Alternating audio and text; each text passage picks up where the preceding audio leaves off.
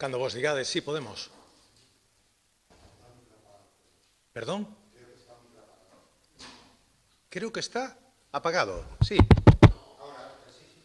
Ahora mellor? Sí. Podemos, entonces. Bueno, pues, moitas gracias e, como sempre, bons días. Agradecer a vosa asistencia a esta rolda de prensa. Rolda de prensa que ten lugar un día despois da entrada en prisión, en moi breve plazo de tempo, do segundo secretario de organización do Partido Socialista, da man dereita nese partido do presidente Sánchez, do ex-todopoderoso ministro de Transportes e tamén defensor da moción de censura que encumbrou a presidencia do goberno a Pedro Sánchez, don José Luis Ábalos. Entrada en prisión acompañado do seu máis fiel colaborador, Koldo García, protagonista tamén principal deste entramado corrupto que estamos a coñecer e que salpica directamente ao presidente Sánchez. Estamos diante dunha situación esperpéntica na que as tres persoas da máxima confianza de Pedro Sánchez, as tres persoas que o acompañaron durante toda a súa campaña de primarias para a súa elección como secretario xeral do Partido Socialista, pois xa pasaron pola cárcel. Unha delas abandonouna moi recentemente, as outras dúas ingresaron no día de onte ante o risco de extremo de fuga que considerou o xuíz instructor. España non pode seguir nas mans dun presidente dun goberno rodeados de corrupción e todos os españois que sentimos noxo diante da situación que estamos a vivir somos convocados o vindeiro domingo en Madrid a unha concentración na que berraremos alto e claro que queremos que a democracia se impoña sobre a mafia que está a ocupar neste momento a Moncloa, na que berraremos que basta xa dun goberno que só se preocupa da súa supervivencia no poder, e na que berraremos que España necesita un cambio urxente e que para iso a única solución que existe é a marcha de Pedro Sánchez e a convocatoria inmediata dunhas eleccións democráticas. Unhas eleccións nas que todos os españois poidamos decidir quen queremos que dirixa o noso destino, cunha nova maioría parlamentaria que se xa capaz de sacar adiante orzamentos, leis e proxectos para que España poida retomar a senda do crecemento económico, a senda do crecemento social e a senda da normalidade democrática.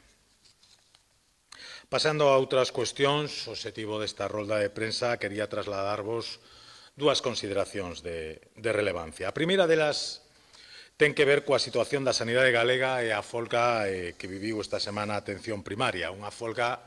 que felizmente quedou reducida á mínima expresión gracias ao espírito dialogante e negociador amosado tanto dende a Consellería de Sanidade como dende a representación sindical, coa única excepción, como non, da nacionalista CIGA. Felicitamos e, ao mesmo tempo, agradecemos este ánimo de chegar a acordos amosado tanto polos responsables da Consellería como polos sindicatos, que conseguiron alcanzar un acordo beneficioso para os profesionais da asistencia sanitaria en atención primaria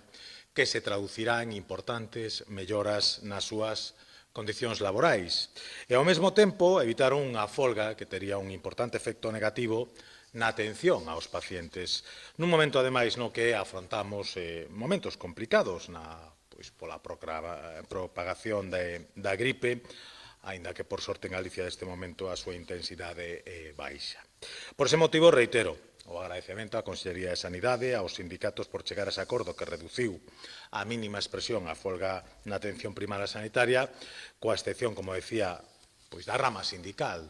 da UPG, a CIGA, pois, como sempre, máis preocupada por seguir as directrices que lle ordean os seus coronéis que cuestións de atención real aos problemas dos cidadáns. O seu é asitar as rúas, manter un escenario permanente de movilización e de tensión social en Galicia, porque parece ser están convencidos de que esta é a única vía para que o independentismo avance en Galicia. Fronte a eles, desde o Grupo Popular e tamén desde o Goberno galego, seguiremos coas portas abertas e co ánimo de buscar consensos e acordos que permitan solucionar os problemas e os conflictos que tivemos, que temos e que seguro teremos no futuro, co único obxectivo de mellorar as condicións de vida de todos os cidadáns e conseguir que Galicia avance cunhas políticas sociais exemplares, como as que creo sinceramente que temos. E unha mostra disto foi, como xa dixen, as negociacións para mitigar esa folga convocada na atención primaria en Galicia. Un modelo de actuación que debería ser exemplo para o Ministerio de Sanidade diante da convocatoria de 4 días de folga que os médicos teñen convocada para os días 9, 10, 11 e 12 do vindeiro mes de decembro en contra da reforma do Estatuto Marco que pretende implantar o goberno de Pedro Sánchez. Unha folga que só a nivel de Galicia e segundo os cálculos realizados pola Consellería de Sanidade pode chegar a paralizar cada día do paro máis de 330 intervencións cirúrxicas, máis de 10.000 consultas e máis de 600 probas diagnósticas,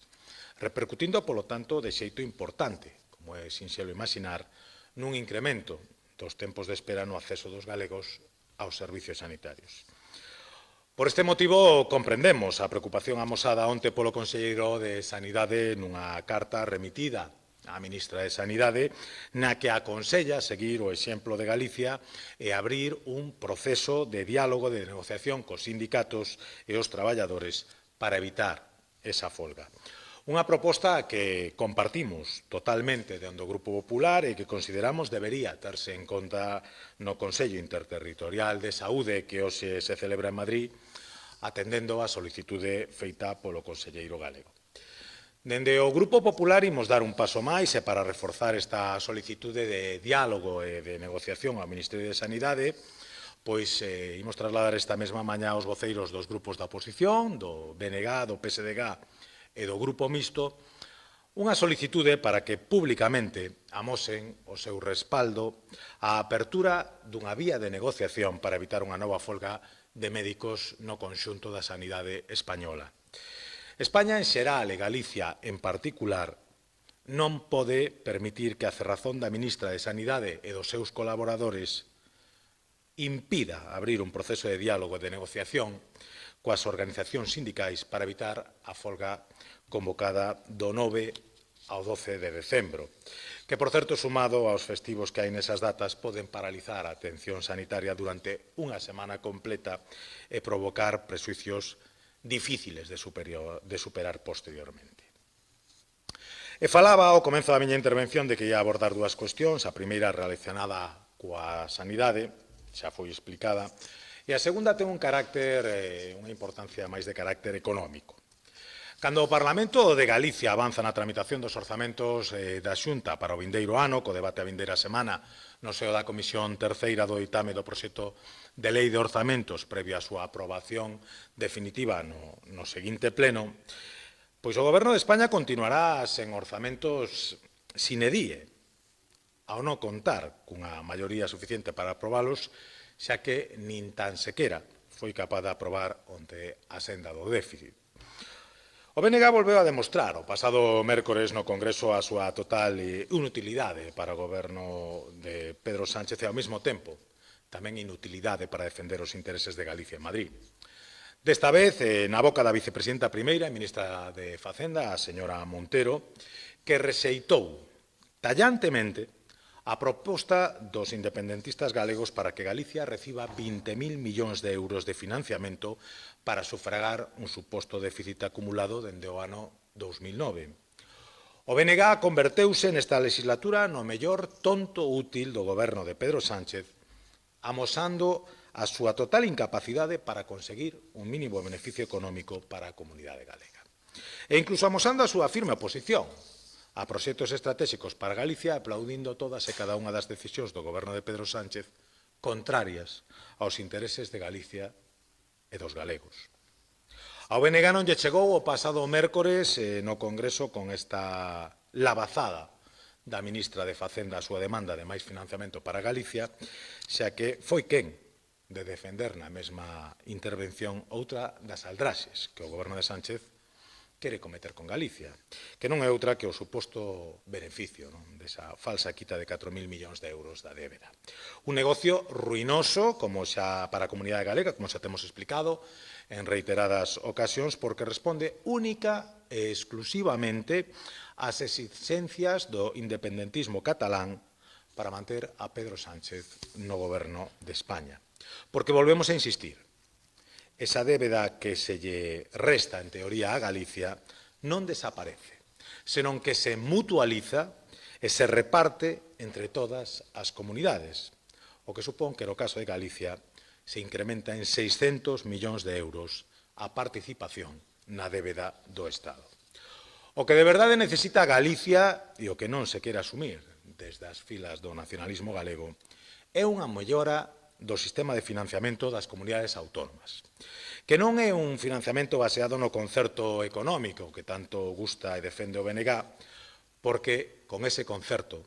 Galicia volvería a seguir perdendo e, como poñen de manifesto todos os informes realizados por expertos na materia, ni sequera seríamos capaces de cubrir os gastos que agora mesmo temos para as prestacións sociais de todos os galegos. Que máis lle fai falta ao BNG para darse conta de que está a ser utilizado por Pedro Sánchez para xustificar os seus continuados ataques aos intereses de Galicia? Porque xa se lle dixo que non a transferencia da AP9, agora volve a dicirlle que non a unha mellora do financiamento da comunidade galega, e iso sí,